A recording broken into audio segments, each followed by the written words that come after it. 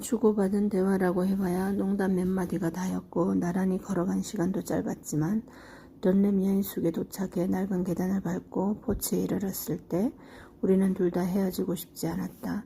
쩍쩍 갈라진 문간에 선 채 그와 함께 바장이는 내내 내 심장은 미친 듯이 쿵쾅거렸다. 윌은 자기 얘기를 많이 하지 않았다. 내가 윌슨을 줄여서 윌이라고 할 때 이름에 알파벳 L을 하나 쓰는지 두 개 쓰는지 물었을 때조차도 그저 어깨를 으쓱하며 좋을 대로 라고 대답할 뿐이었다. 그날 윌슨문에 대해 확실하게 알게 됐다고 할 만한 사실은 그가 돌로레스 탄광에서 일하다가 도망쳐 나왔다는 것뿐이었다. 그냥 그곳이 지겨워졌어. 근데 마침 그때 마음에서 날 부르는 소리가 들리는 거야. 떠나 지금 당장. 그가 들려준 말이었다. 듀랑고 실버턴선에 탄 차들이 석탄을 가득 싣고 떠날 채비를 마친 상태였는데 그때 기차의 출발을 알리는 기적 소리가 마치 자신을 부르는 것처럼 들렸다고 했다. 길고 날카롭고 집요하게 기차가 천천히 앞으로 움직이기 시작할 때 그는 기차에 달린 녹슨 사다리로 달려가 뜨뜻하고 시커먼 석탄 더미의 꼭대기로 올라갔다. 그를 발견한 감독관이 벗어든 모자를 격렬하게 흔들고 욕짓거리를 퍼부으며 기차를 쫓았다. 그러나 상사와 탄광은 곧 시야에서 멀어졌고 윌슨문은 고개를 앞으로 돌려 불어오는 바람을 온 얼굴로 맞았다. 어디로 가는지도 모르고 그래서 이제 어디로 가려고? 내가 물었다. 어디든 상관없어. 그가 대꾸했다. 여기도 좋고 저기도 좋잖아. 안 그래? 내가 아는 곳이라고는 아이올라 그리고 넓고 길게 뻗은 거니슨강 주변이 다였다. 거니슨강을 중심으로 옹기종기 모여있는 작은 마을들 남쪽에는 빅블루 야생지가 서쪽과 북쪽에는 엘크 산맥이 우뚝 솟아 있었고 동쪽으로 흐르는 강물을 따라 농장과 목장이 꼬리에 꼬리를 물고 길게 이어져 있었다. 그리고 바로 이곳 아빠가 할아버지에게 물려받은 농가 뒤편에 딸린 연노랑색 방 안에서 이 방의 절반을 차지하는 높다란 철제 침대 위에서 나와 내 동생이 태어났다. 그 사고 이후 오그 이모부가 우리 집으로 들어오기 전까지는 산방과 사랑방으로만 쓰이던 방이다.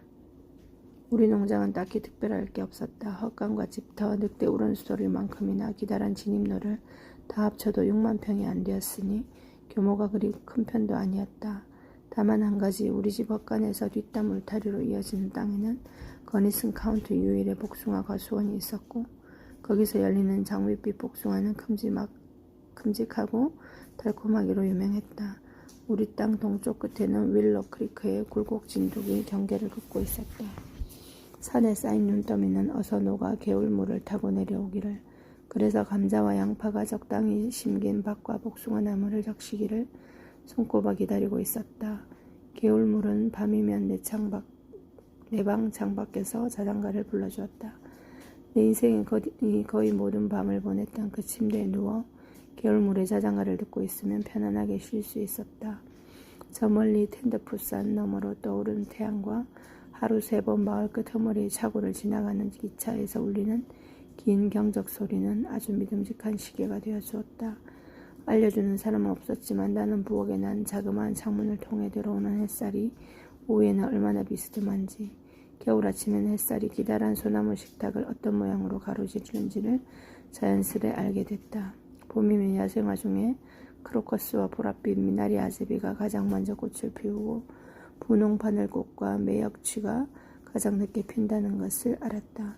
삼색 제비여 남은 마리가 강으로 내려올 무렵이면 하루살이가 알을 깐다는 것, 그 즈음이면 아빠가 쳐놓은 그물에 어김없이 무지개 송어가 걸린다는 것을 알았다. 그리고 악마처럼 어둡고 불길한 사나운 폭풍이 거의 항상 북석봉 봉우리 위쪽으로 불어닥친다는 것을 명금도 까마귀도 까치도 하늘이 노하기 전에는 울지 않고 조용하다는 것도 알았다. 그러니까 아니었다. 내게는 이곳이든 저곳이든 똑같이 좋은 게 아니었다. 이 남자애가 집이라는 걸 모르는 사람처럼 보이는 이유가 뭘까 궁금했다. 그런 짐은 나는 떠돌이의 삶이 신기해서 물었다. 마찬가지. 어깨를 으쓱하고 방긋 웃으며 대답하는 그의 모습은 소유에 관해 내가 모르는 뭔가를 아는 사람 같았다. 나중에 알았지만 그는 정말로 그랬다. 그는 내게 본질을 제외한 모든 것을 비운 삶이야말로 참된 삶이라는 사실을 그런 수준에 도달하면 삶을 지속하겠다는 마음 외에 그다지 중요한 게 없다는 사실을 가르쳐 주었다. 그때 이런 말을 들었더라면 나는 이해하지도 받아들이지도 못했을 것이다. 그러나 시간은 우리를 역근근을 점점 더 가까이 잡아당겼다. 그를 따라 여인수관으로 들어갈 만한 핑곗거리가 단 하나도 떠오르지 않았다. 꼭 낯선 남자와 함께 있어서가 아니더라도 여인수관 마땅히 이유나 보호자 없이 여자애들이 드나드는 곳이 아니었다. 게다가 곧 있으면 저녁 시간이기도 했다. 미첼 아저씨네로 일하러 간 아빠가 막판 건초 작업을 끝마치고 집으로 돌아오기 전에 서둘러 포커장에 들러 세스를 데리고 집에 가야 했다. 나는 그럼 하고 한숨을 내쉬며 이제 헤어질 시간이라는 티를 내면서도 실제로 발을 떼지는 않았다. 윌이 눈치를 채고 내 말을 받아줬으면 했지만 그는 그저 편안하고 차분한 미소만 짓고 있었다. 초저녁 하늘에 든 가느다란 구름 속에 글씨라도 씌어있는 것처럼 이따금 하늘을 올려다볼 뿐이었다. 이제 가봐야 할 것 같다. 결국 입을 연 건 나였다. 저녁 준비도 해야 하고 윌은 한 번 더 하늘을 힐끗 보더니 혹시 내일 다시 만나서 동네 구경도 하고 파이라도 같이 먹지 않겠느냐고 물었다. 어쨌든 이렇게 작고 아름다운 동네에 내가 아는 사람이라고는 너밖에 없으니까. 아닌데 네가 날 어떻게 알아? 내가 대꾸했다. 우린 서로 알지도 못하잖아. 잘 알고 말고. 윌은 윙크를 했다. 아이올라의 여왕 빅토리아 여왕님 아니십니까? 윌은 무릎을 구부리고 손목을 빙빙 돌리며 왕족에게 하는 인사를 따라했고 나는 소리내어 웃었다. 그러자 윌이 가만히 선 채로 한참 동안 내 눈을 뚫어져라 쳐다보았다. 얼마나 오랫동안 쳐다봤는지 비스듬히 비치어오는 해질녘 햇살에 내 몸이 초콜릿처럼 녹아버리는 것 같았다. 윌은 아무 말도 하지 않았지만 왠지 나를 속속들이 알고 있는 것만 같았다. 그가 더 가까이 다가왔다. 그때 처음으로 묘하게 날 끌어당기는 머스크 향처럼 강렬한 그의 체취를 깊이 들이마셨다. 그리고 끝모르게 새까만 그의 눈망울을 잠시 바라보았다. 어떻게 17년 동안이나 이렇게 타인에게 관심받는 것에 관심 없이 살아올 수 있었을까?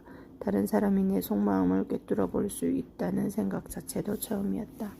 그런데 그런 사람이 지금 내 눈앞에 있었다. 나는 속마음을 다 들켜버린 듯한 느낌을 받으며 먼지가 수북이 쌓인 연수 계단에 서 있었고 윌슨문을 만나게 되는 상상조차 하지 못했던 빛을 받고 있었다. 부끄러워서 한 발짝 뒤로 물러난 뒤 그럼 내일 다시 만나자고 대답했다. 구름 뒤에 숨은 햇살이 나오기를 갈망하는 마음처럼 그를 더 알고 싶다는 마음이 강렬하게 일었다. 그러나 몇 시에 어디서 만나 무엇 할지 약속을 정하기도 전에 메인스트리트 한복판에서 익숙한 목소리가 돌멩이처럼 날아들어 내 귓전을 때렸다. 야! 메인스트리트 한복판에서 휘청거리며 서 있는 사람은 내 동생 세스였다. 그의 왼손에는 갈색 맥주병에 목이 쥐어져 있었다. 토리, 저 더러운 저 시간대에서 빨래 안 떨어져? 혀가 잔뜩 꼬인 세스는 맥주병으로 위를 가리키며 소리쳤다. 맥주가 흙길에 쏟아지면서 바닥에 거뭇거뭇한 얼룩을 만들었다. 내 동생이야. 술에 취해서. 한숨을 내쉬며 윌에게 말하고 재빨리 몸을 돌렸다. 짜증이 솟구친 나는 계단을 콩콩 내려가며 갈게라고 말하고는 세스가 말썽을 일으키기 전에 서둘러 그의 곁으로 달려갔다. 저 새끼 누구냐? 세스가 입술에 럭키 스트라이크를 문 채로 물었다. 그건 내가 아니라 윌에게 묻는 질문에 더 가까웠다. 아무도 아니야. 나는 가기 싫다는 노새의 고삐를 잡아채듯 세스의 어깨에 두 손을 올린 채 그를 떠밀면서 노스로라와 메인스트리트가 만나는 사거리 쪽으로 되돌아갔다. 세스는 나보다 한 살 어렸지만 15살 생일이 될 무렵 내 키를 훌쩍 넘어서더니 반년 만에 5cm가 넘게 컸다. 그렇지만 내 키가 큰 편이 아니라 세스는 또래 남자애들에 비하면 여전히 작았다. 키는 작고 몸통은 다부져서 생긴 걸로 보나 성질로 보나 복서종 개와 닮은 꼴이었다. 윌도 윌이지만 다른 사람들이 세스의 술 주정을 볼까봐 겁이나 낑낑대며 세스를 집으로 끌고 집으로 향했다. 모르는 사람인데 그냥 길 물어본 게 다야. 나는 거짓말로 둘러댔다. 물론 15분 전까지만 해도 사실이었다. 그냥 지나가는 길이라니까. 어디 시커먼 새끼가. 너 냄새 지독하다 세스. 얼른 세스의 말을 끊었다. 돼지우리보다 더 지독해 냄새가. 아빠 오시기 전에 얼른 가서 씻어. 아 꺼지라고 해. 세스는 술기운에 꼬인 혀로 큰 소리를 치더니 담배를 한 모금 깊게 빨아들이고서 길바닥에 틱 던졌다. 제발 한 번이라도 시키는 대로 해 좀. 하루라도 조용히 지나가자. 나는 세스 대신 럭키 스트라이크를 발로 밟아 불씨를 끄고서 어깨너머로 윌이 있던 곳을 힐끗 쳐다보았다. 윌은 아직 덧내빌 포치에 서 있었고 마치 신기한 이야기를 읽는 듯한 눈으로 나를 쳐다보고 있었다. 아, 그 시궁창 같은 우리 황리 열어버리셔. 돼지 새끼들 다 쫓아내버릴까 보다. 내가 못할 것 같다. 세스 입담으로 한숨이 나왔다. 제발 좀 닥치라고. 한마디도 더 듣고 있을 수가 없었다. 그땐 정말 세스가 싫었다. 그 어느 때보다도 미웠다. 이미 그때부터 세스가 그토록 미웠던 건 윌 때문이었다. 물론 오래전부터 세스를 미워했고 그건 아빠와 오고 이모부 내 기억에서 잊히기 시작한 엄마와 켈 오빠와 이모 때문이기도 했지만 어쨌든 나날이 날카로워지는 응공기처럼 세스를 향한 내 혐오는 점점 더 억세지고 거칠어지고 있었다. 이는 힘을 다해 세스의 등을 밀었다. 내게 등짝을 한 대 얻어맞은 세스는 비틀대며 몇 걸음 앞으로 걸었다. 그렇게 얻어맞고 비틀거리기를 반복하던 세스는 집에 가는 내내 맥주를 꼴깍거리며 욕하고 징징대면서도 내게 대들지는 않았다. 너무 취해서 대들 정신이 없었는지 아니면 해가 산등성이를 넘어가기 전까지는 반드시 돼지 우리 애가 있어야 한다는 걸 나만큼이나 잘 알고 있어서였는지는 나도 잘 모르겠다. 노스로라에서 길을 꺾었다. 거기서 막다른 골목이 나올 때까지 쭉 가면 좁고 구불구불한 산길이 나왔다. 풀숲 사이로 난 산길은 미치광이 루빌리스 에이커스의 땅으로 이어졌고 소나무가 잔뜩 심긴 그 땅의 모퉁이를 지나 풀이 무성한 들판을 가로지르면 우리 농장까지 갈 수 있었다. 우리 농장과 시내를 오가는 가장 빠른 길이라 우리 남매가 1000번쯤 같이 걸어다닌 길이었다. 어렸을 때 어머니는 세스에게 이 길을 오갈 때 반드시 누나를 지켜줘야 한다는 임무를 주었다. 세스가 나보다 나이도 어리고 책임감도 훨씬 없었지만 남자라는 이유 하나로 그런 임무를 맡긴 것이다. 나이가 들면서는 내가 세스를 지켜주었다. 누가 시켜서가 아니라 그냥 그래야만 했다. 꼭 세스를 위해서가 아니라 나를 위해서도 또 아빠를 위해서도. 그러나 아무리 노력해도 내게는 세스가 나쁜 짓을 못하도록 막을 재간이 없었고 계속 노력하는 것도 진잘머리가 났다. 빨리 좀 가자고 세스의 등을 밀며 제쳐가자 세스가 또 욕을 짓거리며 비틀거렸고 그러다 손에 쥐고 있던 맥주병을 놓쳤다. 맥주병이 내 바로 앞에 떨어졌다는 걸 미처 알아차릴 새도 없이 나는 맥주병을 제대로 밟고 말았다. 내가 꼬꾸라지면서 세스를 밀쳐 넘어뜨렸고 그러면서 나도 오른쪽 엉덩이와 발꿈치를 바닥에 세게 부딪히며 넘어졌다. 별일은 아니었다. 술 취한 남자의 악의 힘이 풀리고 술병이 떨어지고 발목을 삐끗하고 원피스 소매 자락이 찢어지고 그러나 이런 사소한 일 마치 나를 부르는 듯한 석탄 수송열차의 기적 소리 사거리에서 마주쳐 길을 묻는 이방인 흙길에 떨어진 갈색 술병처럼 별일 아닌 사건이 인생을 송두리째 바꿔놓는다. 아무리 그렇지 않다고 믿고 싶어도 우리 존재는 탐스럽게 잘 익은 복숭아를 조심스럽게 수확하듯 신중하게 형성되는 게 아니다. 끝없이 발버둥치다가 그저 우리에게 주어지는 것을 거둘 뿐이다. 순간 방향 감각을 잃고 잠시 땅바닥에 그대로 누워있었다. 희미하게 들리던 세스의 웃음소리가 곧 사그라들었다. 종아리를 타고 통증이 위로 퍼지기 시작했다. 살살 상체를 들어보려는 순간 갑자기 나타난 윌이 마치 심부러기 얹는 신랑처럼 두 팔로 내 몸을 안아 올렸다. 그곳은 시든 맥주와 부드러운 풀밖에 없는 들판이었기 때문에 우리의 관계가 특별히 어디서 시작됐다고 말할 순 없지만 나는 그때 그곳을 우리의 시작으로 기억한다. 나는 그의 손길에 당황하거나 놀라지 않았고 나를 편안히 감싸 안아 석탄으로 얼룩진 자기 가슴팍에 누이는 그의 손길에도 저항하지 않았으며 이미 불룩하게 부어오른 발목으로 바보처럼 걸어가려고 하지도 않았다. 날 따라온 거야? 나는 일부러 쌀쌀맞은 말투로 물었다. 응, 그의 대답은 이게 다였고 길가에 모로 누워 그대로 뻗어버린 세스를 내려다보며 내게 물었다. 얘는 어떡할까? 냅둬버려. 내가 이런 행동을 했다는 사실에 깜짝 놀라서 머릿속으로 이 말을 되뇌었다. 길바닥에서 잠들어버린 내 동생을 버려두고 가버리겠다니. 조금 전에 처음 만난 낯선 남자의 팔에 안긴 채 동생을 두고 가버리겠다니. 온몸이 오들오들 떨렸다. 고통 때문인지 분노 때문인지 처음 느끼는 사랑의 불꽃 때문인지 모르겠지만 어쩌면 전부 다였을지도. 이 남자가 얼어붙은 연못에 빠진 나를 구해주기라도 한 것처럼 온몸이 부들부들 떨렸다. 그의 품에 안겨있는 내내 내 두 팔은 그의 다부진 목에 달라붙어 있었다. 내 팔이 잡아당길 때마다 그의 머리가 마치 고개를 끄덕이는 것처럼 위아래로 가볍게 흔들렸다. 그의 품에서 나는 어린아이가 된 것처럼 마음이 가볍고 또 어린아이처럼 조금도 의심하는 마음이 들지 않았다.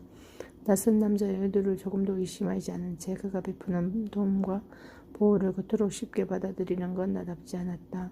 그러나 위를 품에 안겨 있는 이 소녀도 다름 아닌 나였다.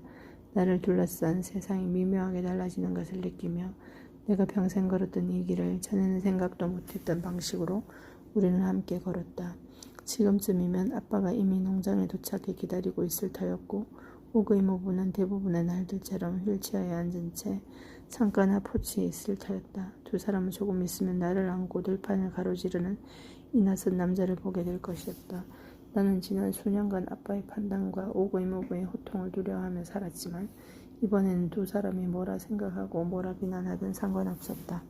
나를 감싼 윌의 거대한 품에 비하면 아빠 이모부 권위 공중 도덕 따위는 아무것도 아니었다. 주변의 거대한 산들도 이 일이 불러올 결과마저 무의미할 만큼 하찮아 보였다. 그날 아침 우리 농가를 나설 때만 해도 나는 그저 평범한 소녀였다. 내 안에 어떤 새로운 지도가 펼쳐졌는지 그때는 몰랐지만 집으로 돌아가던 나는 이제 비범한 소녀가 되었다는 것만큼은 알 수 있었다.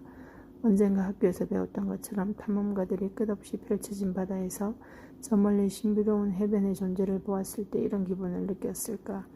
내 안에 갑작스럽게 마젤란이 등장했지만 나는 아직 내가 무엇을 발견했는지 모르고 있었다. 나는 윌의 넓은 어깨에 머리를 기댄 채 윌이 어디서 누구에게서 왔을지 떠돌이라면 한 곳에 얼마나 오래 머무르는 것일지 궁금해하며 이런저런 생각에 잠겼다.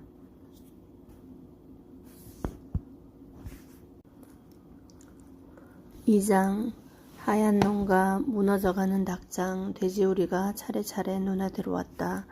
장비와 부실 바구니를 보관하는 창고이자 우리 집 악대말 아벨의 보금자리인 얼룩덜룩한 잿빛 헛간도 보였다. 그 사고가 나기 전 여름 이후로 건물이며 울타리에 페인트칠을 한 적이 단 한 번도 없었다. 아니 사고 이후로는 우리 농장에 제대로 관리된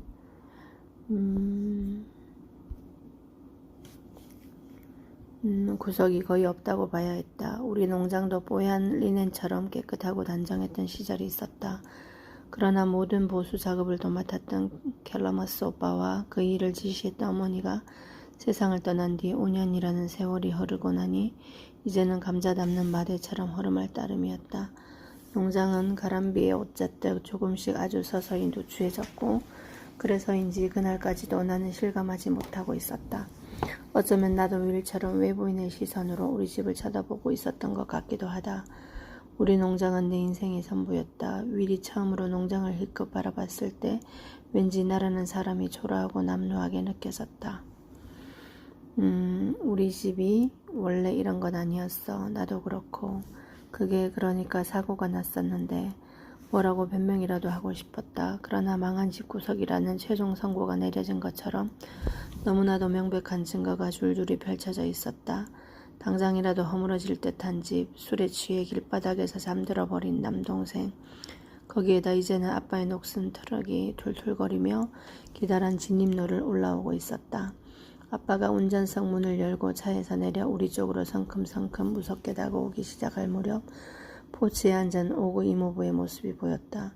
이모부는 휠체어를 굴리면서 바닥이 다 까진 현관 포치로 나오는 중이었다. 난 투걱이라도 버려질까 싶어서 조금이라도 더 가까이에서 구경하려는 심산이었다. 윌을 팔에 안겨있는 나는 지금 이 순간 윌의 눈에 담기고 있는 그 어떤 광경도 지어낼 수 없었다. 우리 집에 유일하게 남아있는 아름다운 공간인 복숭아 과수원으로 윌을 데리고 도망칠 수도 없었다. 아빠가 다가오는 즉시 윌과는 끝장날 거라는 생각에 나는 눈을 질끈 감아버렸다. 놀랍게도 주먹에 날아든 건 뒤쪽이었다. 세스였다. 세스가 우리 모르게 뒤를 따라오다가 더는 성질을 못 이기고 윌의 등을 주먹으로 힘껏 내지른 것이다. 뒤미쳐 이어진 싸움은 다시 생각해봐도 너무 비현실적이었다. 슬로모션처럼 흐릿하게 드문드문 기억날 뿐이었다. 물론 또렷하게 기억나는 장면도 있다. 어떻게 된 건지 지금도 설명할 수는 없지만 윌은 내 몸이 바닥에 내동댕이 쳐지지 않도록 나를 떠올리듯이 부드럽게 감싸 안았다. 여전히 윌의 품에 안겨 있는 내 눈앞에서 윌과 세스가 작은 토네이도처럼 빙글빙글 돌았다. 분노에 휩싸인 세스의 주먹이 날아오자 윌은 한 마리의 춤추는 새처럼 공중에서 몸을 가볍게 움직여 주먹을 피했다. 윌에게 제대로 한 방 맞은 세스가 코피를 흘리고 바닥에 나뒹굴며 욕짓거리를 퍼붓던 장면도 생생하다.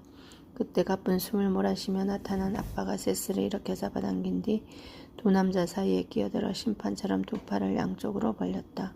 분한 듯 씩씩대던 세스가 욕을 짓거렸고 아빠 손바닥을 자기 가슴팍으로 미치며 윌에게 덤벼들려고 했다. 윌은 먹잇감을 내려다보는 늑대처럼 위풍당당한 표정으로 세스를 주시하며 침착하게 한 발짝 뒤로 물러섰다. 대체 어디서 온 누구냐 니 놈은.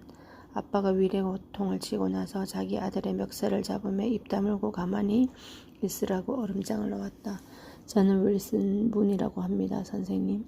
윌은 여전히 세스에게서 눈을 떼지 않은 채 어찌어찌 여전히 머리에 얹혀있는 모자의 챙을 살짝 잡아젖히며 침착하게 대답했다. 하등 상관도 없는 놈이란 소리구먼. 네, 그냥 지나가는 길이었습니다, 선생님. 내 딸내미를 품에 안고 아들내미를 바닥에 매다 쳐놓고 그냥 지나가는 길이었다고? 아빠는 무슨 말 같지 않은 소리를 하냐는 듯 거칠게 쏘아 물었다. 네, 선생님. 윌은 구태여 설명하지 않았고 그저 한마디 덧붙이는 게 다였다. 한 사람은 들어주고 한 사람은 떼어내려던 참이었습니다. 내가 주저앉아 있던 땅바닥에 한 번, 보울은 내 발목과 지저진 원피스에 한 번, 아빠의 시선이 닿았다. 그러나 진실이 담겨있는 내 눈동자에는 끝내 닿지 않았다. 이놈 때문에 다친 거니? 아니에요, 아빠. 세스 때문이에요. 이 사람은 제가 다친 걸 보고 집에 데려다 주려고 했을 뿐이에요. 웃기고 있네. 세스가 버럭 소리를 질렀다. 저 새끼가 누나를 어떻게 해보려고 마을에서부터 따라왔다고요. 다시금 성질이 오른 세스가 아버지를 밀치며 허공에 주먹질을 해댔다. 넌 내 손에 죽을 줄 알아. 스페인어 나불대는 새끼야. 세스를 더 세게 잡아챈 아빠가 이마살을 찌푸리며 나와 위를 번갈아 쳐다본 뒤 다시 내게 눈을 돌렸다. 아빠는 세스에게 입 다물고 가만히 있으라고 재차 경고를 날린 뒤 엄한 목소리로 내게 물었다. 정말이냐? 그런 거 아니에요, 아빠. 내 대답은 이번에도 같았다. 제 술을 취했잖아요. 그래, 그건 굳이 말 안 해도 알겠고. 아빠의 악의 힘에 마침내 굴복한 세스가 시무룩하게 흙바닥을 걷어잡고 아빠는 그런 세스를 피곤하다는 눈으로 힐끗 보았다. 아빠의 눈이 다시 위를 향했다. 아빠는 남은 손 하나로 쫓아내듯 손부채를 붙였다. 여기서 썩 나가거라. 두 번 다시 우리 집 근처에도 우리 애들 근처에도 얼씬하지 말고. 알아들었나? 네, 선생님. 똑똑히 알아들었습니다. 윌이 모자챙을 살짝 잡아당기며 대답했다. 윌은 나를 쳐다보지도 않은 채 몸을 돌리더니 노란 들판을 따라 다시 마을을 향해 걸어갔다. 윌의 모습이 점점 작아지다가 이내 시야에서 사라져버렸다. 라벤더로 물든 지평선이 윌을 조금씩 삼키는 것 같았다. 윌이 다시 기차를 타러 갈지 궁금했다. 이전까지는 여기도 좋고 저기도 좋았다면 이제는 세스가 사는 동네보다는 다른 동네가 더 나은 곳이 되었을 터였다. 윌의 뒷모습이 점점 더 작아지며 멀어져 가는 동안 그가 사실은 정반대의 생각을 하고 있을 줄은. 윌에게 아이올라라는 마을이 세스 때문에 도망치고 싶은 곳이 아니라 나 때문에 머물고 싶은 곳이 되었으리라고는 상상도 하지 못했다. 나중에 윌이 침대에서 한 이불을 덮고 누웠을 때 윌이 그랬다. 그날 걸어가는 내내 어떻게 너에게 돌아가야 할지 생각하고 있었어. 지금도 한 번씩 그때 윌이 그냥 계속 앞으로 걸어갔더라면, 다음 기차를 타고 어디론가 가버렸다면 얼마나 좋았을까 하는 생각이 든다. 진저리 치며 밀어내는 아빠의 손길에 순순히 떨어져 나온 세스는 비틀거리며 돼지우리 쪽으로 걸어갔다. 아빠는 허리를 숙여 힘껏 나를 안아 올린 뒤 집으로 향했다. 어머니가 돌아가신 뒤 홀로 버텨야 했던 고된 세월의 무게를 생각하면 내 몸무게는 아무것도 아니었겠지만 윌에 비해 아빠의 몸은 너무 앙상하고 불안정했다. 윌에게 안겨있을 때처럼 아빠의 목에 팔을 두를까 잠시 생각했지만 그랬다가 함께 바닥으로 꼬꾸라질까봐 그만두었다. 우리 농장처럼 아빠도 매일매일 조금씩 시들어가고 있었다. 한때는 강인했지만 이제는 시들어버린 아빠의 팔에 안겨있으니 마치 허약한 노새를 타고 있는 것 같았다. 천천히 걸어가면 되니 그만 내려달라고 말하고 싶었다. 그러나 어차피 내 말을 듣지 않으리란 것도, 아빠가 불필요한 말을 좋아하지 않는다는 것도, 나는 누구보다 잘 알고 있었다. 아빠는 나를 아는 상태 그대로 비바람에 닳고 해진 현관 계단을 밟고 올라갔다. 포치에 나와 있던 오거든 이모부의 휠체어를 지나갈 때 이모부가 길고 높게 휘파람을 불었다. 이모부는 여러 말 대신 입꼬리를 올려 사악하게 싱긋 웃었다.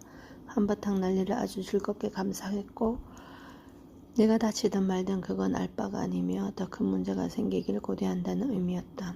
슬프게도 이모부의 못된 바람은 곧 현실이 될 것이었다.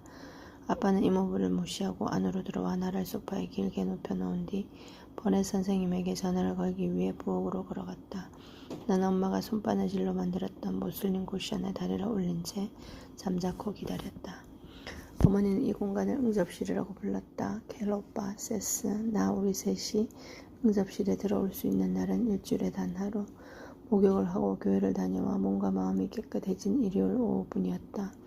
어머니가 응접실 모퉁이에 놓인 흔들은 자에 앉아 성경 공부를 하고 아버지는 금빛 양털이 깔린 소파에 앉아 꾸벅꾸벅 졸면서 신문을 읽는 동안 우리 셋은 실은 꾸어 만든 러그에 나무 체크판을 펼쳐놓고 베개를 깔고 누워서 시간 가는 줄 모르고 체크 게임을 하며 놀았다.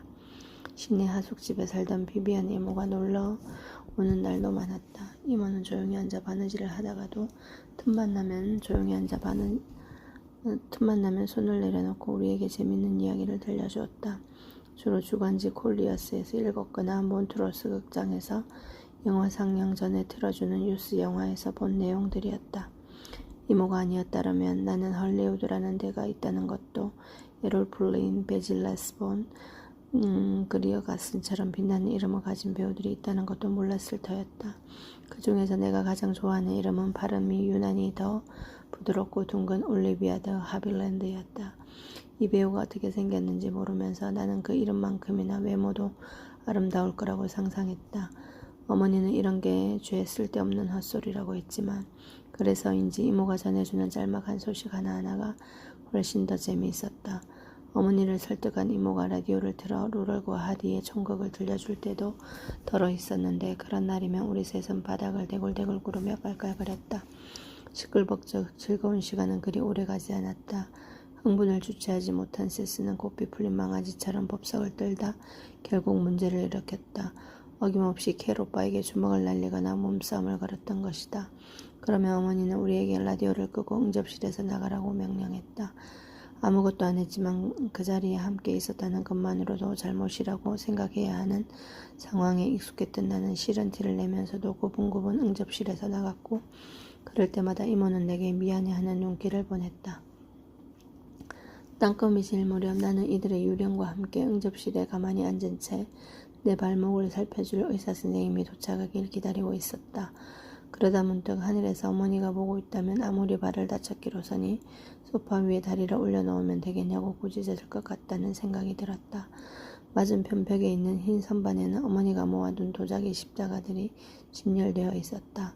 그 선반 아래에 성경 구절을 능숙한 솜씨로 수놓은 자수액자가 하나 걸려 있었다.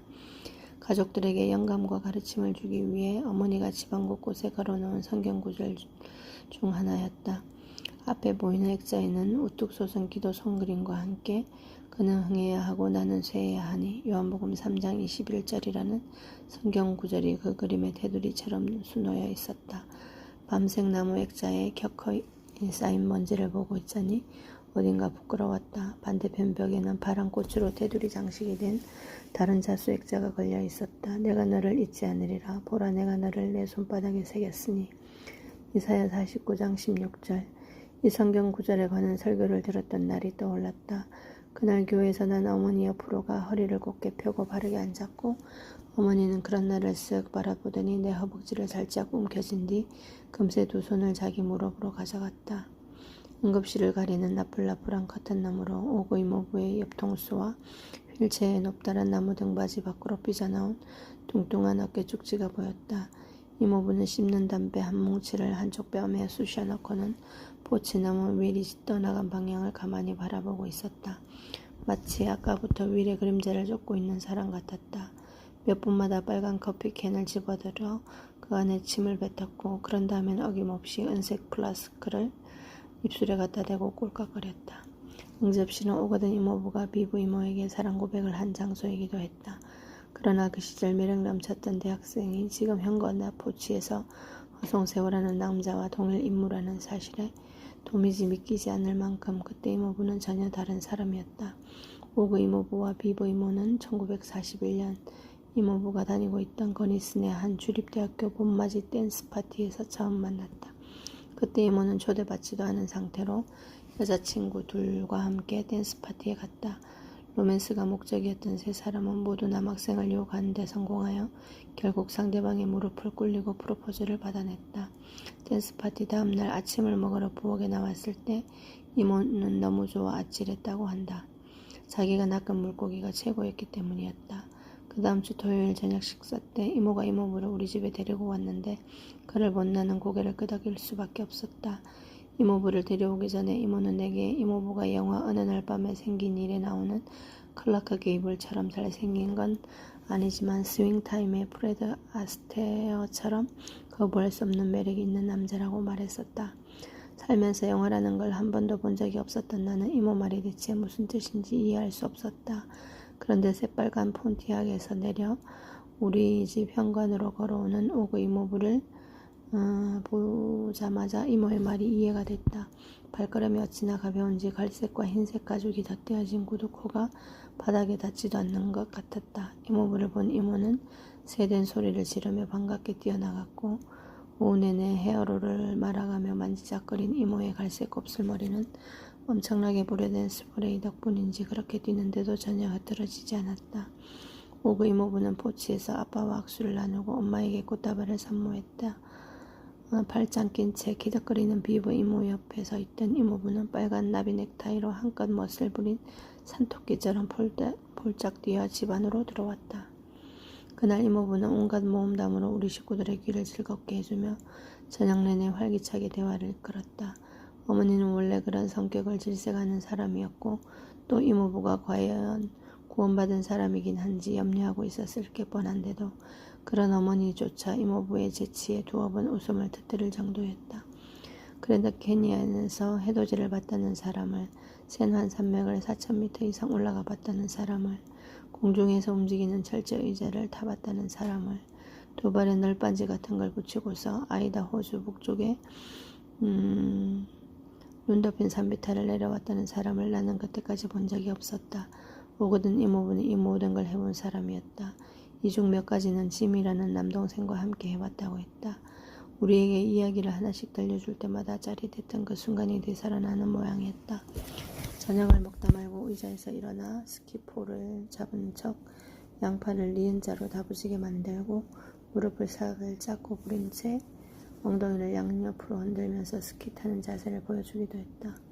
이모부가 리듬감 있게 쉬쉬 소리를 내며 스키를 타고 기억 속 산비탈을 내려가는 동안 우리는 넋놓고 이모부를 쳐다보느라 숟가락을 식탁에 내려놓지도 못했고 비비안 이모는 환하게 웃고 있었다. 그 다음 주 토요일 오그 이모부가 지미 삼촌을 데려오자 형제의 연기도 2배로 재미있어졌다.